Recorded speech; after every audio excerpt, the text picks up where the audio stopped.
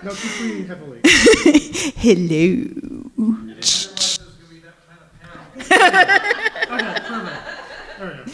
Hey, I'm Mag Scouts. We're gonna keep it friendly here. Okay, can everybody hear me like this? Yeah. I'm a little closer. Here we go. That's a little better. I love touching stuff. Half my job is, like I said to earlier, when there was that like explain your job poorly joke going around the internet, I teach people how to touch stuff. It's great. I love it. Okay, thank you for the signal. We are ready to talk for reals. All right, welcome to Braille, Boggle, Tactile, Chess, and more, using play to teach students with visual impairments. I'm very excited to have you all here, as you can tell from my riffing. And we are going to pop right in. Are we good to go? My friend over there, we good? All righty. About me, my name is Erika Teal, teal like the color. Shout out to my husband for giving me a really easy last name to remember. My pronouns are she and her. I am a certified teacher of students with visual impairments, or a TVI, sometimes TSBVI, which is teacher of students who are blind and visually impaired. TVI is easier to say, you can just say that. I got after an undergrad in photography, I got my master's in education for teaching students with visual impairments from UMass Boston. I live and work out of New Hampshire.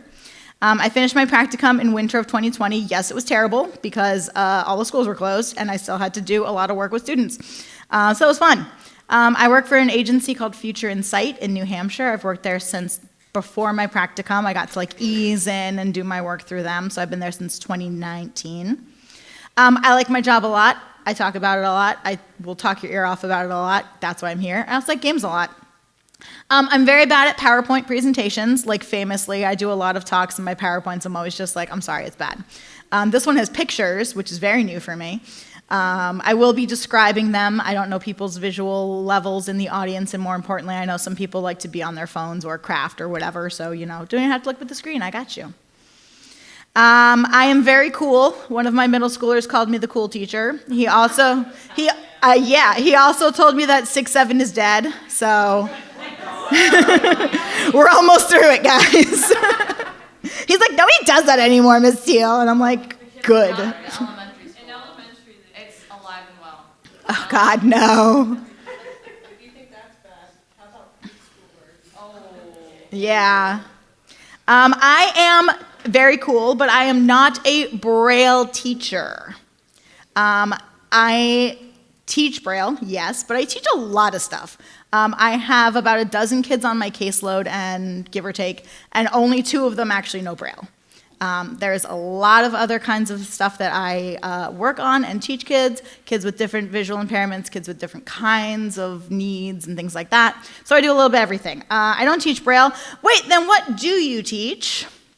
I teach what is known as the expanded core curriculum. People who have been in my talks before, I might have mentioned them before. If you have been here, you probably will know some of the stuff about what I do. The ECC is 9 specific areas where students with visual impairments may have difficulty learning. Some of it is through incidental learning, things like social behaviors, things like living skills. That's the kind of stuff that you do through observing, and if you have a visual impairment, you might not necessarily be able to observe how to wash dishes, so you need to be taught that in a way that is accommodating to your visual impairment. Also, some areas are centered on learning skills that are uniquely necessary, things like Braille, that's a part of the ECC. Things like assistive technology, speech-to-text software, screen reader technology, things like that. Not everybody needs to know it, but obviously some people are in situations and have vision levels where they do. The 9 areas of the ECC are 1, sensory efficiency, which is using your senses efficiently. Using all of your senses, everything touch, taste, smell, figuring things out. I love telling the story about my CEO who is blind. We were at an event, and I put on some hand sanitizer, and he just goes, "Did somebody else just walk up?" And I was like, "No, just me." And then he was like, "Oh, I thought somebody was here." And I was like, "Oh, I put hand sanitizer on." He's like, "Oh, I smelled something different, so I thought it was a person." And I'm like, "Oh, I didn't even think about that. Oh, interesting." So using all of your senses. Assistive technology is any kind of technology. There's high tech and low tech that is for aiding in your visual impairment. So things like I was saying, screen reader software, speech to text, and accommodations like text. I specifically use light on dark fonts because that's more accessible. I don't use serif fonts because that's more accessible. So using those kind of technology skills. Braille readers are part of it as well. I don't know if anybody has seen Daredevil where he has like the refreshable Braille display. Those things are mad cool. So that kind of stuff.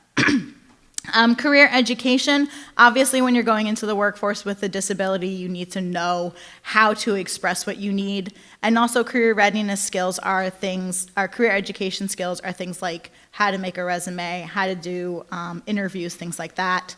And like I said, specifically, you want to keep in mind how to present your disability. What are the ADA laws? What are reasonable accommodations? You have to learn all of that stuff.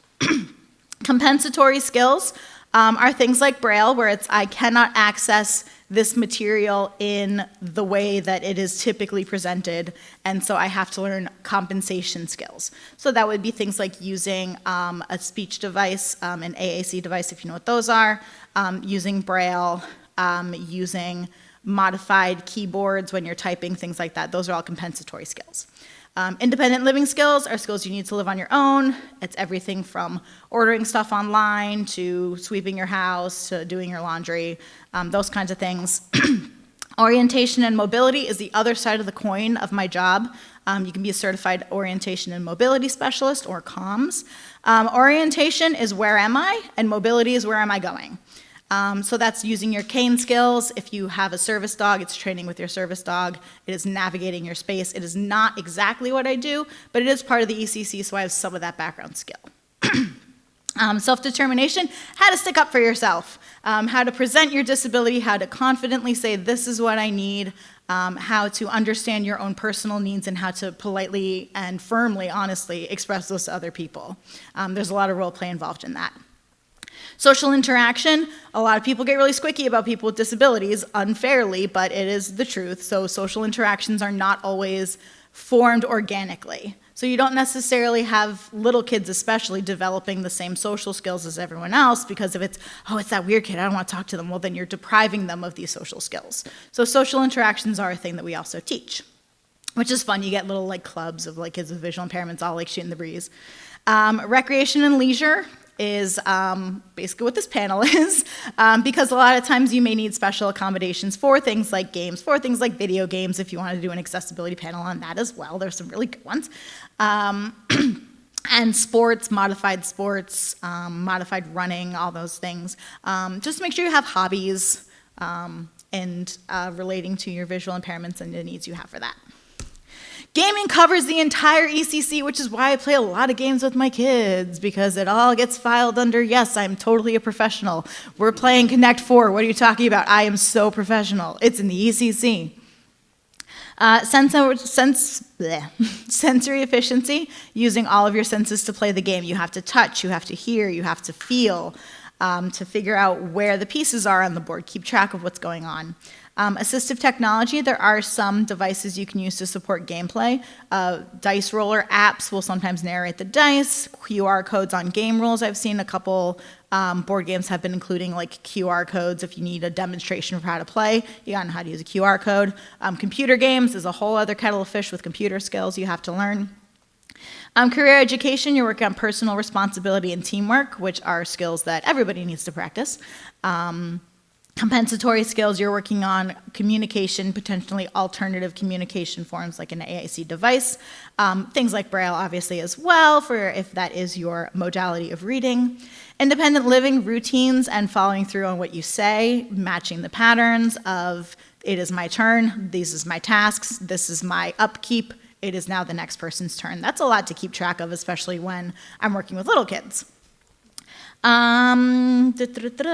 O&M, using your senses to gain awareness of your environment. I did a cool panel last year about using auditory cues in video games, and someone else did another even better and wiser panel because she does have a visual impairment, so she talked about her experience playing video games and using auditory cues to play them. So you do need those other senses as well.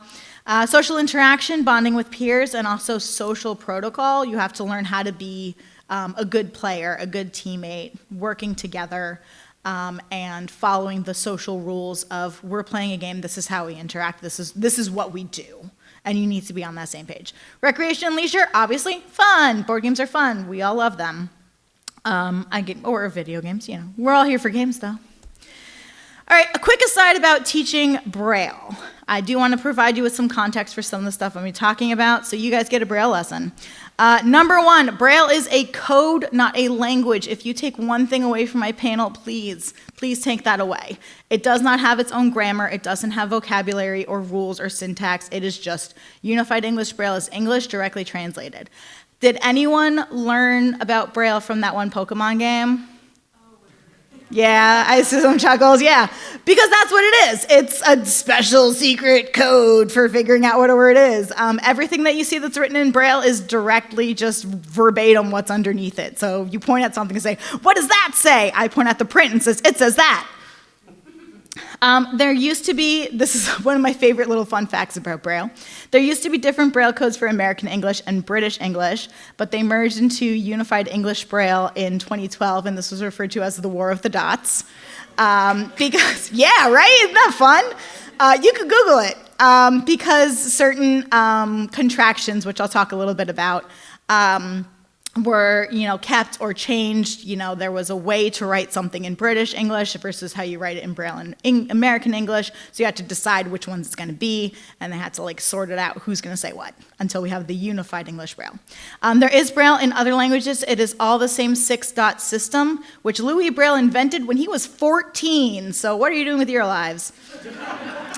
Previously, Braille was read with a much more complex system, and he was like, this is dumb.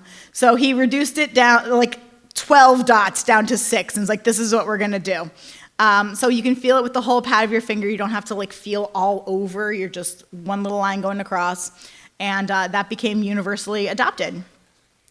So is Braille in other languages, even ones that don't use Roman letters. One of my prized possessions is a book of different Braille codes in different languages, and I wanted to bring it and share it with you, but I can't find it, and I'm very upset. There is a special Braille code called Nemeth. I hate it. It is specifically for math and scientific notation, so when you have the symbols for annotations or X equals Y and, the division signs and things like that. It's all for that. It's very complicated and I don't like it. What is Braille? It is composed of the alphabet, letters A to Z. The numbers are A to J, so you have a number indicator. I'll be showing you what that means. Followed by the Braille symbol for A. Number indicator followed by the Braille symbol for B is 2. C is 3, etc., etc. J is 0, so I have a friend named AJ, and I tell my one kid to help him remember. Think of my friend AJ, 10, A, J. 1 and 0 is A and J. It does have punctuation marks because everything is verbatim. There's semicolons. I have a hard time teaching my one kid semicolon because I have to teach him the Braille symbol for a semicolon and what a semicolon is. So that's fun. And contractions. I always say Braille, the easiest thing about learning Braille is that it's all rote memorization. The hard thing about learning Braille is it's a lot of rote memorization. Contractions, aka why teaching Braille is hard. So we have, I wish I had a laser pointer for this, but the first set of Braille dots up there is my name, which is Erika Teal. There is a contraction, which just like if you say can't or won't with the apostrophe T, it just squishes it together. So instead of spelling E-R-I-K-A-T-E-A-L, we have E-R-I-K-A-T-E-A-L. So it makes it a lot easier. The contractions can then be used for entire words. So we have this and that. The first one, which is the kind of flag-looking guy. I'm like, so what? We're pointing to it, the laser. Oh! Yay, there's a laser pointer. Okay, so the first one. So that is the TH contraction. When it's sitting by itself, it means this. The symbol in the middle means and the last symbol is T by itself, which means that. And then there are short forms, which I call text speech for Braille. So we have GD, which is good, and FR, which is friend. So if you're saying, I have a good friend in a sentence, it's GDFR. It makes reading a lot faster, a lot more efficient, and kids always complain about contractions until I show them side by side what contracted and uncontracted looks like, and they're like, I don't want to read that. And I'm like, that's why we have contractions. All right, so here's some examples of the contractions. We can start with the restroom sign if you want to point to that. These are signs you'll see around. I invite you to please go find some Braille, teach yourself some Braille, feel it, interact with it. Don't just take it for granted. Now you're going to know what it is. You can tell your friends, party tricks. So it's R-E, and then the S-T contraction are those two dots kind of going sloping upward, R-O-O-O-M. And then the women accessibility sign, at the bottom there, it's W-O-M, and it's the E-N contraction. And then for accessible, A, C-C contraction, E-S-S-I, and then B-L-E was one of the contractions we lost in the Braille War. So if you see that, that means that sign hasn't been updated since 2012. And then we have elevators, which is like my favorite way to explain what Braille is to people. Open is O-P, and then that E-N contraction. Close is just spelled out. You can see your number indicator. It's kind of like a backwards L, and then the letter C, which is 3, and then the backwards L, and then the B, which is 2. And then at the bottom, it's M-A-I-N contraction. Did I not include that one? It must have not fit. Oh, it's right there, sorry. And then on the other side, we have A-L-A-R-M, and then phone is an interesting one. It's a .5 word, as we call them, which is 2 Braille cells that make a whole word, and that word is the word one. So you have PH and then the whole word one in 2 Braille cells. So now you can go feel that in elevators and point to it and be like, hey, did you know? Because now you do. But I thought this panel was about games. It is. Let's talk about some games. So I'm going to start off with games that I use to not teach Braille, ones that don't necessarily include Braille and are just tactile. The first one is Tactile Tetris or Blockus. You can see on your picture that it's like a white grid with all these different color shapes fitting in. They kind of look like Tetris pieces. This was the first tactile game I came up with because I had a high schooler, and if anyone knows teenagers, some days he plowed through all of his work and did great, and we had so much extra time. Other days he came in, do I have to? Phone. So on those days where he sped it up, I needed something to do, so I brought in Blockus and we played some Tetris. We arranged the block pieces into a grid. They also do have a modified version of Tetris from a company of Blockus from a company called 64-Ounce Games. I will probably reference them a few times. They make accessible board game like kits. It's very awesome and very cool. Check them out. So why am I using this? Tactile discrimination, what is the shape? Spatial awareness, fitting pieces together. And spatial memory, where are the pieces? If you are using these Blockus things to make a full row, you gotta know where your gaps are. You have to be able to feel it, and you have to know, oh, there was a spot over here that's not full yet. There we go. Connect 4 is everybody's favorite. Dave's nodding. I make people play blindfolded Connect 4 all the time. You just play it the classic way, but you drill a hole through one of the set of checkers so you can tell which one is which, or you can like glue some felt in there if you want to get fancy, but I just like drilled a hole through and called it a day. So we have that tactile discrimination again, the spatial memory again. Sensory efficiency, can you hear the pieces fall? I actually had a student who told me that that was his hack. It sounds different when it hits another piece versus when it hits the bottom. So he knows like, oh, she started a new row because I heard it go in the certain way. And I was like, that's smart, using your senses. And tactile tracking, following through rows and columns by touch, which is a pre-Braille skill because Braille goes in a line. So you have to be able to touch a line and move your hand across it. And you can do that by feeling where those little dots are. Speaking of that, we have Battleship. Which is a classic game and is actually incredibly accessible all on its own. I played with the classic board or a modified board. I have ones with raised lines and Braille labels. Everyone just wants to play with the dots because you just count the dots with your fingers and it works just fine. And I'm like, okay, whatever works for you. I modified the red pegs to have little beads on top. I need to like figure out how to 3D print them to make them more durable because that is something I'm not very good with is 3D modeling, but it pops off sometimes, so we can work that out.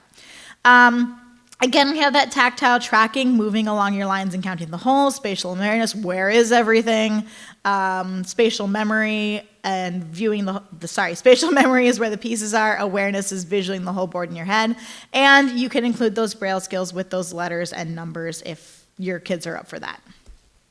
Candyland, I am so proud that I finally did this. Like, from the genesis of I want to make board games, I wanted to make tactile Candyland, and I did. While we were watching My Cousin Vinny, Dave, this is what I was doing. It took a long time. It took the entire length of that movie. So I took the board game and used the sensible strips, which are on the bottom there. They're just strips with different textures. They have like little bump dots on them. They have dashes or triangles. I picked a color. I picked a tactile strip, and I labeled the entire board with little pieces of that strip. So when you pick up a card, you have the scratchy glitter. Okay, so you have to find the scratchy glitter on the board, and that represents red. You have the waffle feeling like squares. Okay, so that one's blue, so let me find where the waffle squares are and move my piece there. So it works out very well because you have tactile discrimination, which is those different textures, and also tactile vocabulary, which means you're able to describe your textures, like how I said this feels like a waffle, or like this feels like bumpy, this feels like triangles, this feels scratchy.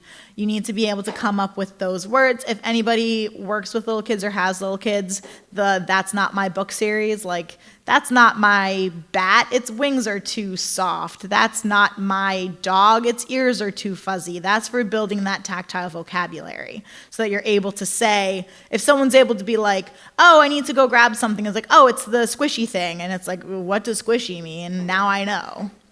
You can find it. Or if a person who is blind is trying to describe something they feel, they can use words like, it's really hard, it's really pointy, and then you're like, oh, it's this thing. So it's important to have those vocabulary.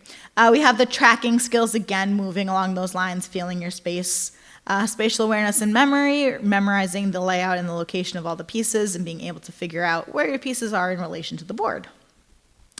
All right, my one kid calls it butt kiss, but the game is Bupkis or Farkle. I use 3D printed tactile dice with raised dots or braille dice, depending on my student. Dots RPG does 3 free files for how to print 3D dice, or they will print them for you. The picture up there is the tactile dice that they have for their sets. It's a typical gaming set of dice, and you can 3D print them.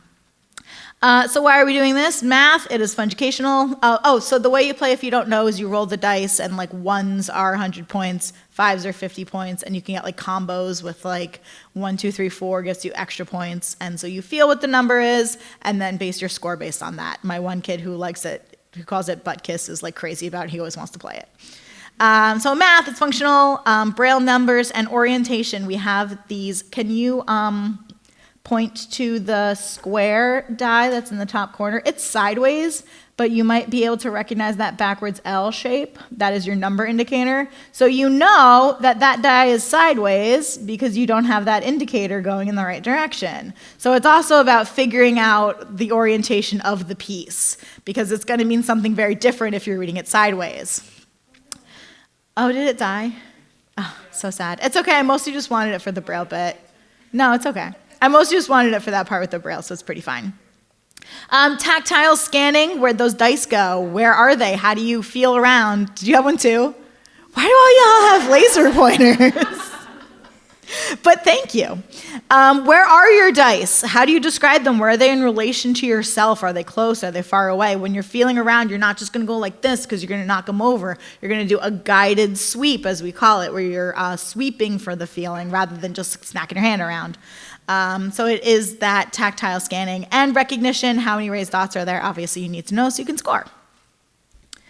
Quirkle was a request from my blind coworker. The way you play is you have these tiles in different colors and different shapes, and as you can see in the picture, you have to line up in the rows either the same shape or the same color, and you make a fun little grid out of it. I added shape stickers. You can see on the bottom there's these stickers with like little happy faces on them. There's a whole set where there's like X's and triangles and circles and dots. So I added those and the Braille labels. The first version that I did was I just outlined everything with hot glue, and my blind coworker told me that was too hard to feel the different shapes, which is why you always want to play test with someone who actually has a disability. Because I was like, oh, this is fine, I can feel it. And then she was like, that's dumb, you can't. And I'm like, okay, your opinion matters more than mine. So you always want to consult people with the disability, because what you think is fine might not be. Leo had a great example of the fact that a lot of people who are creating rankings for accessibility in the video games they design are the ones who are making the game. So they're like, oh, my game's just fine. I tested it. No, you didn't. Talk to people with disabilities. 64-ounce games made a grid for these blocks for me. As you can see, they work in a grid. So I emailed them. I was like, hey, I'm making Quirkle. Can you make a grid? And then they made their own version of Quirkle. And I was like, yeah, I inspired that. So we have that tactile recognition. What is the shape on the tile? We have those different cues from those sticker shapes. Is it a square? Is it a triangle? Is it a diamond? Blah, blah, blah. A little braille is a treat. If you have like R for red, B for blue, so on and so on. And we have that spatial awareness, again, where are the pieces, where are the gaps, remembering which pieces are where, what rows are where. All right, now we get into other senses. With hearing, you can get beeping Easter eggs. They're very fun. You can invent a lot of games with them. I did Pokemon with one of my students where I hid the eggs and they were beeping. He had to go on the hunt and find the Pokemon. And you open the egg and you read the braille for which Pokemon that is. We had a good time. It was great. I'm a cool teacher. He's the one who said I was the cool teacher. So we have the spatial awareness again, but this time it's not about touch. It is about hearing. It is auditory location. Where in the room is it? If you're standing in the middle, is it behind you? Is it over there? Is it up high? Is it down low? And remembering also the layout of the room. If you walk into a room looking for stuff, we did this in the physical therapy room, so there's like stuff in the way, and he has to not trip over stuff. So there's also that remembering what is in the room and what obstacles could be there. Orientation mobility, like I said, where am I and how do I get where I'm going? There's a lot of O&Ms who will use things like auditory cues to find things in the space. Sound recognition, that's what I meant. For finding the location, and situational awareness, what's going on in the space around you. Again, we did this in the PT room. Where are the obstacles? Where's the ball? Where's the swing? You need to remember where these different things are so you don't accidentally hurt yourself. Tactile turtles. If you are a teacher, get these tactile turtles. They're made by hand to mind. I love them. I use them for everything. They are 6 little turtles in different colors with different textures on their shells. They also have different shapes on their bellies. I do a lot of matching the texture. Again, building vocabulary. I love hearing what people come up with for like what these shapes are. One of them is like raised squares versus raised pyramids. So it's like the waffle turtle versus the spiky turtle. So I do like matching the textures as quick as you can. You can match the sizes because there's size differences. So we're understanding size and relation, bigger versus smaller. Matching, obviously, the tactile discrimination. Again, you're finding those different textures and building that vocabulary. They're very fun. I probably should have brought them in my pile of stuff, but I did not. Sorry about that. No tactile turtles for you. Again, if you have kids or if you just like touching stuff, I highly recommend the tactile turtles. They're very fun. All right, on to the Braille games, because despite not being a Braille teacher, I teach what? The ECC, which includes Braille, but it's not just Braille. But I do Braille games. So Mattel actually did a collaboration with the National Federation for the Blind to make Braille Uno. I have it over in my little pile of stuff. I got mine at Target. It's just out there. So whenever you see stuff that's in Braille, like buy it so they make money. You can still play it. It is regular Uno. It just has Braille in it. And, you know, support things with your money. Vote with your dollars, as they like to say. You can just buy it and be like, it's got Braille on it. I don't know what it says, but it's cool. Here you go. Everyone loves playing Braille Uno. Kids super love Uno, and we like playing it with the Braille that is up in the corners. They have a little system and a guidebook for like what their system is. Braille Books by Lego. Lego made the official Braille Books. Oh my gosh, I love these. All of my kids have them. I have them. They're very fun. They are, as you can see in the picture, they are just Legos, and instead of the regular standard 8 dots, they have the raised dots for Braille. One of my favorite games to play is Contraction Smashing. You guys know what contractions are. See, throwback. I was giving you context. So you'll spell out a word. For instance, my name was Erika, and the contraction, that is ER, so you pull off the ER contraction. My favorite one to do is shower, because SH is a contraction, OW is a contraction, and ER is a contraction, so you just wipe the board clean.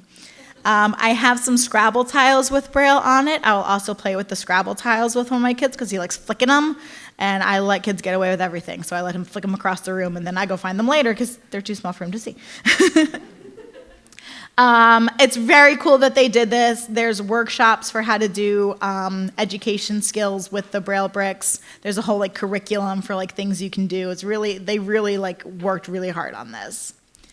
Braille Boggle, like the name of the thing, I actually don't have it. I had high ambitions of 3D printing it and bringing it today, but I have the executive function of a toaster, which is I'll do it, but you have to physically push me into doing it. They do have, there is MaxiAids, which is an accessibility products company, and they do make it, but you can also 3D print it. While looking for 3D printed games, I found out that there's a lot of really cool ones. There's like tactile, tic-tac-toe, things like that you can 3D print. So that's all on my list. I'll have Braille Boggle eventually. Braille Bananagrams, which is probably what I should have named this panel, but doesn't roll off the tongue as well as Braille Boggle. I say Braille Nanograms because I'm a loser. 64-ounce Games actually designed this accessibility kit. You have the bananagram tiles with Braille labels over them, and they have a grid that you can put them on so they all fit. The picture demonstrates that. You can see by Braille Games, all the tiles are fitting into those little slots. That helps you figure out where it is. It's pretty self-explanatory as far as how you play. If you play bananagrams, you just spell out words and make a grid, a little like Scrabble. I love it. It's fun. None of my kids want to play it with me because it's hard. And I'm like, get good, scrubs. All right, Apples to Apples is another one I got from 64-ounce Games. I love it. I did bring some of the cards for you guys to see. It has Braille and QR codes where it will read out loud to you what the card is. So you scan it, a little pop-up comes up, and if you're using a screen reader on your phone, it'll read out what the card says. So you can do it both ways. It's nifty, right? I heard some oohs in there. Isn't that cool? Yeah, it's pretty neat. This is good because it teaches you Braille and it teaches you assistive technology skills because you're using your phone and things like that. Tapple. I have a lot of fun with this one as well. My kids do like it because it is easy. You have a category card and you have to name things in the category. So, for example, if the category is fruit, you push down the tab that says B and you can't use B words again.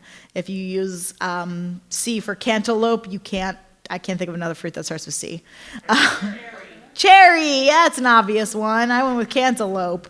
It's funny what you come up with when there's a timer for like, what's the first thing you think of when you think of fruit with a P? And like, oh, what is it?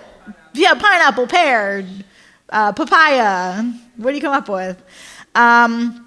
So you are timed. I like this game because it's both Braille and spatial awareness. I have some tactile cues. You can see that there's the blue ridges on the game are how you kind of slide it to reset the tabs, but they also kind of line up to certain letters. So I'm like, okay, if you need to remember where in the alphabet you are, look for this tactile cue. So it also has that spatial awareness and remembering which buttons you put down. You can kind of count A, B, C, D, E.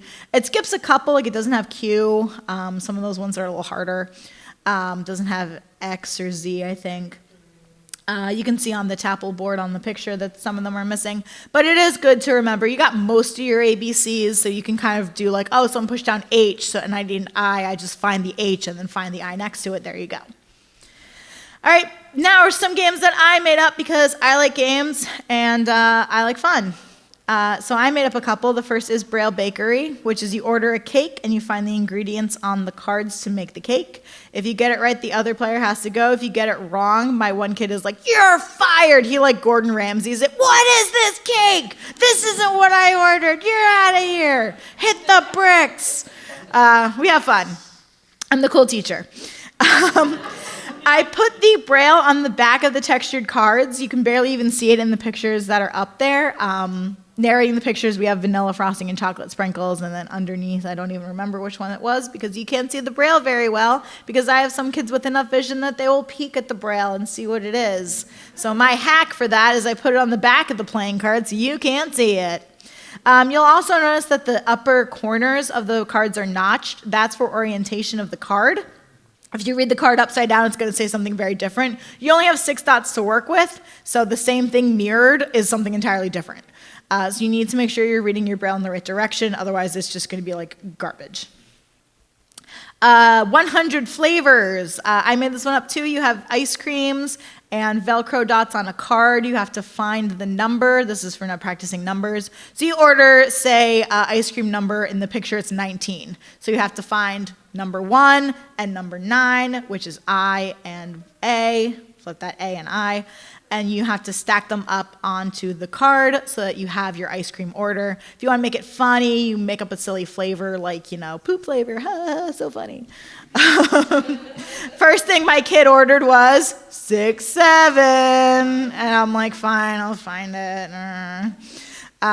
So that's one that we've been doing. It's pretty fun. I had a lot of fun making it, finding different scrapbook paper to look like different ice creams. All right, Time Traveler. It's me. I made this game too. So the thing that you will see up there, pardon me for 1 second. I brought one because touching things is fun. This is called a Cranmer abacus, which is a way to do math if you have visual impairment and can't use pen and paper. You slide up the thing, so we have going upwards 1, 2, 3, 4. The dots up top represent 5s. So if you want to do 5, you slide it down and reset it. And then you go up again for 6, 7, 8, 9, and then you move over to your 10s. And that is, it takes some practice. This is just for the sake of the thing. I'm just going to show you what it looks like. You can play with it. But what I do is you will choose a year. I have the entirety of the 1900s. It took a long time, and thank you, chronology, for helping me figure out things that happened in different years. I just went through the cards. So you read about something that happened in 1924. Okay, so how far forward do you want to travel? I want to travel forward 61 years. Okay, so you have to use the abacus to figure out, add 61, there's your new year, go to the braille, read the new thing that happened at that year in history. I thought it was very clever. I think it's very fun. So I'll let you guys play with the abacus as well, and you can just kind of feel around with it. If there's time, I can explain it a little better to you if you want to ask, things like that if you're curious. All right, we have a good bit of time left, so we have questions. First, we have my contact information. I didn't include, I also have tvitl@gmail, which is my personal one. So, if you're going to whisper sweet nothings into my inbox, please use my personal email, not my professional email. The QR code underneath is for my link tree. Right now it's just my Instagram and a couple of blogs that I wrote for work, but you can check out my cool blogs because I'm so cool. I'm on Instagram at tvitl. I post very inconsistently, but I do post fun stuff. The second QR code is for the literary braille contraction checklist. If you don't like QR codes, Dave, I do have a printout up here. You can take a picture of it. This is all of braille. All those contractions I was talking about, every single one is on these 2 pieces of paper.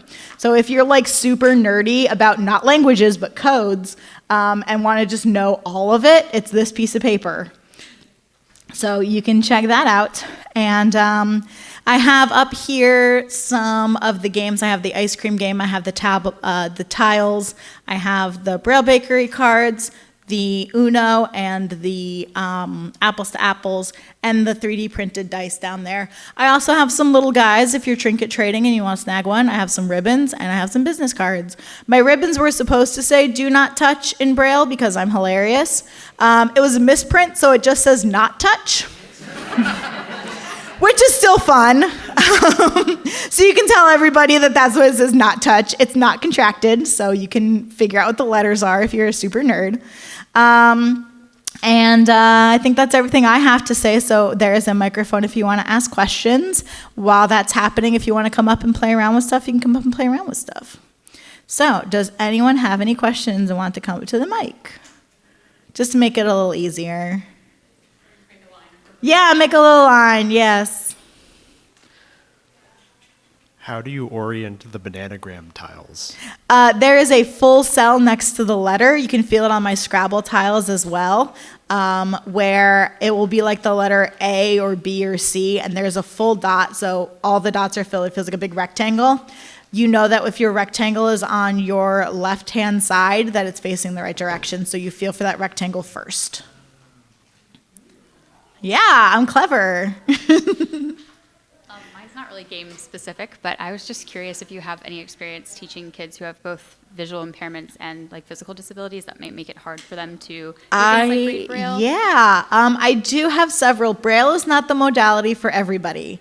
It is not the best form of reading for each person. You have to be aware of the different skill levels that they have. I do have some kids with physical disabilities where Braille is not their preferred modality, so we focus on things like auditory or symbolic communication instead. Yes. And we have another question. Hello. Hi. So, this one, less of a question, more of a comment. Yeah, comments. So, I'm also a special ed teacher. Yes. I mostly handle kids with autism, ADHD, but a little bit of emotional disabilities too. One thing that I wanted to touch on was just like to parallel the notes that you had for yours, but more on the video game side. One thing that I enjoyed finding out was the way that people with visual impairments, they went about playing action games. Yeah. So I actually found a couple of like prime examples of how people with visual impairments would play a couple of fighting games. Like there's this one player called Blind Wizard for Smash, and he used the audio from the game in order to like figure out spacing and when to time all of his attacks during the match. And then the same thing happened with another player who was playing Bloodborne, and he used the audio cues for that game in order to determine where exactly the opponent is attacking from.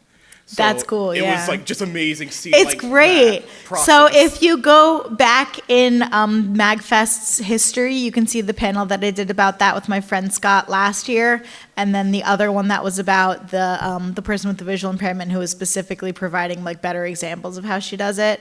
And you can just watch the videos for those if you want to like learn a little more about that. Yeah. But yeah, auditory cues in video games are just like fantastic, and it's super cool seeing the way people can play games. And you can take some stuff. We can have another question. Hi there. I just want to say, first comment, then question. Yes. As an AT specialist who works with higher education with students who have low vision and blindness, thank you so much for having a panel like this. Yeah. I also want to ask, what is your experience specifically working with low vision students when it comes to like trying to engage them in different types of activities where, again, you rely more so on Braille, but you know, a lot of people who have low vision may prefer not to use Braille or may prefer to use just screen readers. What kind of other activities do you do with them? Sure, that's actually a great question because I have never worked with a student who has had no vision or only light perception. All of my students have had low vision, which means they have some functional vision. It may not necessarily be the easiest for them to use, but they can still do it. So it's usually a combination. We call that dual media. Where you practice the skills for both, and then I usually have them say, like, what are you feeling up to today? Do you think you can use your vision for this, or do you want to use Braille for this? When they're younger, I kind of have to force them a little bit because they all want to use their vision, and I'm like, today is a blindfold day, guys. So you do kind of just work with them to figure out what they're feeling for that day, and you provide activities that are both. You want them to use their vision when they feel like they can. You want them to use their other senses when you feel like you can for that. And you also want to give them the autonomy to choose. Sometimes I read books visually and sometimes I listen to audiobooks. And I make that decision. Autonomy is very important with accessibility. You have to get them to want to engage. So you give them the opportunity to choose what they want to, how they want to approach it for the day. Yeah, absolutely. A lot of my students that I work with, typically we use things like screen readers or magnification, but it's based personal preference for them. Yeah, So, yeah. Thank you. Okay, next. Hello. Hi.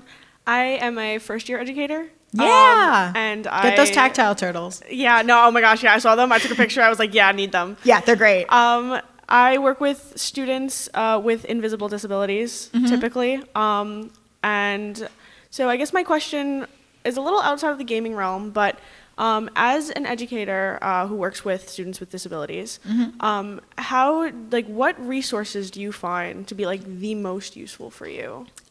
Groups. Talking to groups, talking to other professionals. I'm in like several TVI groups. I'm in a couple of blind gaming groups on Facebook.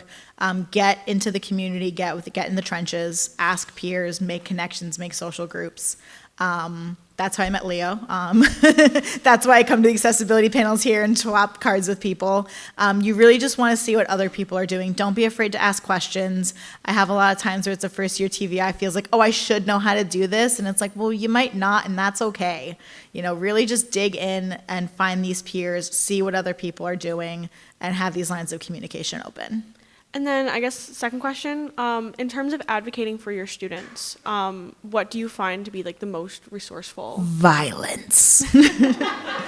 I have had to throw down at IEP meetings to get accommodations. Yeah, oh my gosh. You have to, buckle up. You have to stand your ground.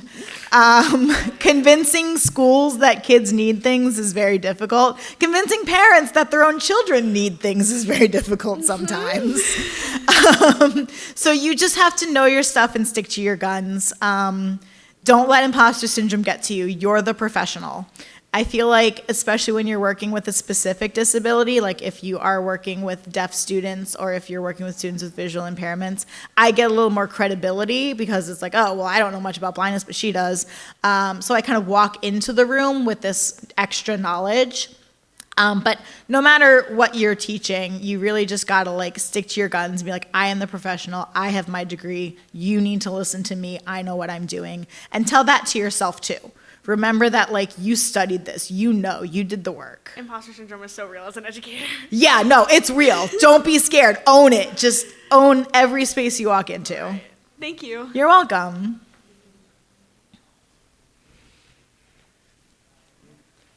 Hi, I love the panel. Question about Braille in particular.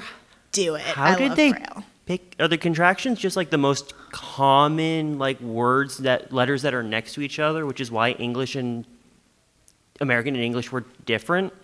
Yeah, so I think that it was a matter of using different contractions because they both formed differently. So like that BLE contraction, I think American Braille code had it, but British didn't, and it was just like, it's too close to a number indicator. It's like the same shape, so I think that that's why they didn't have it anymore.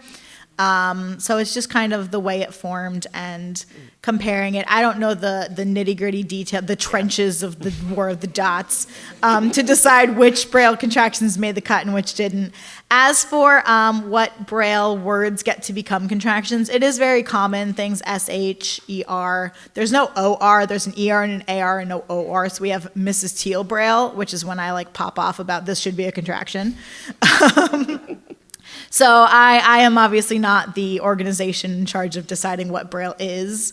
But what I can tell you as a fun fact is that Louis Braille was French, so Braille was made for the French alphabet, which does not include the letter W. So there's actually a pattern to Braille where there's a reoccurring like sequence of dots and then you just add onto it and build it, except when you get to W where they just made something up and then you're back to the pattern. So there are national organizations like the War of the Dots was like, this was like decades of work figuring out how to make this standardized Braille. Okay. Thank you. That's all really You're interesting. welcome. Yeah, it's super interesting. Ask me about Braille. Hi, Dave. Hi. What are some of the most interesting visual impairments that you have heard of or worked with? Well, you know the squickiest one. The squickiest one, cover your ears if you have eye squick. There is a condition, I forget what it's called, where your eyelashes grow inside to your eyes, so as you blink, you're scraping on your eyes. It's super gross. But what I can tell you about the ones that I've worked with specifically, there is cortical visual impairments, which is the leading form of blindness in youth in probably the world, but definitely America, where the disability is in how you process what you see, not what you see. The way that I explain that is if I hand you a newspaper in Chinese and it's super big and super clear and very precise lines and you don't have any problem seeing it and I say, what does this say? And you don't speak Chinese, you're like, I don't know. And I'm like, well, do I need to enlarge it? Do I need to modify it? Do I need to, and it's like, no matter what you do, you're just not gonna know what it means. So I actually have most of my caseload are students where we're working around that obstacle, where it is simply they don't know what they're looking at. And it's so interesting. It is a huge field. There's a lot of people coming out with their stories about what it's like to have CVI. It's different for different people because it's all in your brain. It's super fascinating, and I've worked with some great professionals in the field who are just really dig into that stuff, so it's pretty crazy. Yeah. And are there any specific toys that you use for other visual impairments, like toys, not games? Yeah, I love sensory toys, a lot of sensory exploration, especially when you're working in early intervention. One of the things that a lot of people don't think about is, certainly I didn't think about until my field, is motivation. If you have low vision and the world around you is just a series of blurs that you can't comprehend, why touch anything? Why reach out? Why go here? Why go there? You don't have the motivation because you can't see the things. But if I have a really exciting texture that you like and I gradually move it away from you, you start to learn, oh, there's space in front of me. There's stuff over there. That's interesting. So you're building up this motivation to explore the environment because they might not necessarily have that intrinsically. If the environment is stressful, you don't want to just reach literally blindly into the void. So you build up this awareness. So we use a lot of sensory toys for that, a lot of things that make exciting noises or light up and things like that. Oh, and you know my porcupine. That's what it is. It is, I forget what its name is, but it's a little porcupine and you pull out the little pegs. And everyone loves this porcupine toy. You pull out the little peggies on it and you feel around for them. If you have CVI, I'll give a color prompt, find the red one, find the orange one, and you just pull them out of the little hedgehog, and everyone loves the little hedgehog. It's great. And you can play with stuff. Yes. Okay, more questions?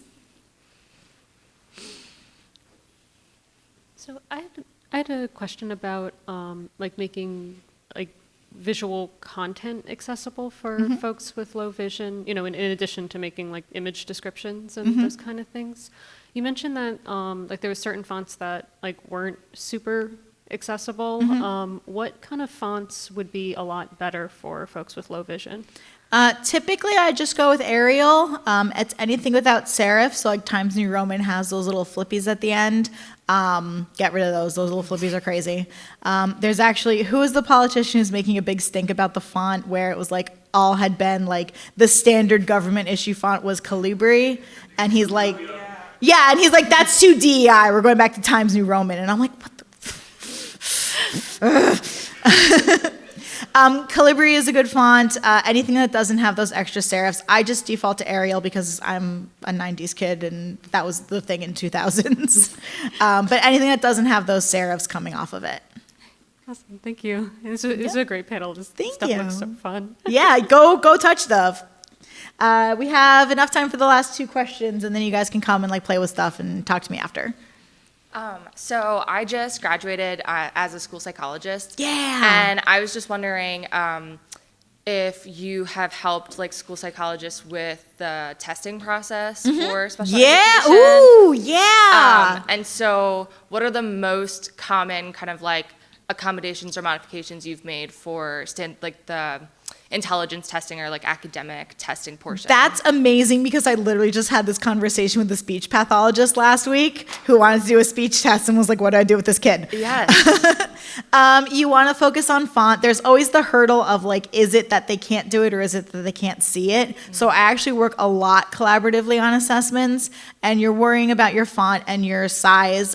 Spacing is a big one. If it's too cramped together, if there's too many equations on a page, math can get hard just because you don't know where to put it. So having things one at a time, thinking about different representations. Like when I'm working with CVI students, I don't necessarily use text, I'll use a picture to help them understand like what the story is about. So when I'm assessing you, I'm not grading you on your reading, I'm grading you on do you know what you're looking at.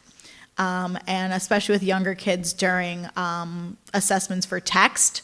If I'm working with a first grader and I have, C-spot run, but you don't know the words yet, I have pictures and I shrink down the picture to be like, at what point is the picture too small, as opposed to worrying about the text. Because that could just be that comprehension barrier. So you always want to keep in mind that, like, where is the difference between the comprehension barrier and the vision barrier?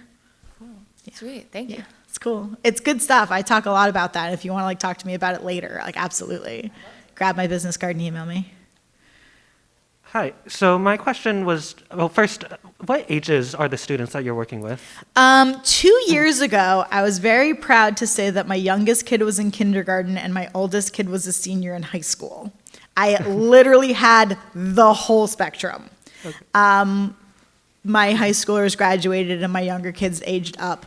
Most of my kids end up being in the middle school area, but I have a couple elementary kids and all my high schoolers are graduated now. But I am certified to teach everything. So I have a little bit of everybody, which is fun because the same braille skills that I'm teaching to one kid, you're going to do it differently for another kid, or especially technology. I can teach a middle schooler how to use a screen reader with typing. My kindergartner is not going to have keyboarding skills. So you have to accommodate all ages. Yeah, that was kind of my follow-up question, was just like, how do you, I mean, I guess specifically with games is kind of the focus of right now, but like, are there some games that are targeted more towards children or absolutely, towards yeah. teens? I Like, definitely always try to keep in mind what their personal skill level is, Mhm. Especially with braille. Do I use a contracted braille? For my bakery game, it's all contracted braille because the kid knows contractions. If I were playing that with my second grader, she doesn't know them yet, I'd have to remake the cards. All right, I think that is our last question. I just got the 5-minute warning, so that has to be the last question, unfortunately. So you guys can come up, touch stuff, take stuff, and grab my business card if you have more questions. Thank you all for coming. This was like one of the most engaged panels I've had. Thank you guys. Claps for you as well.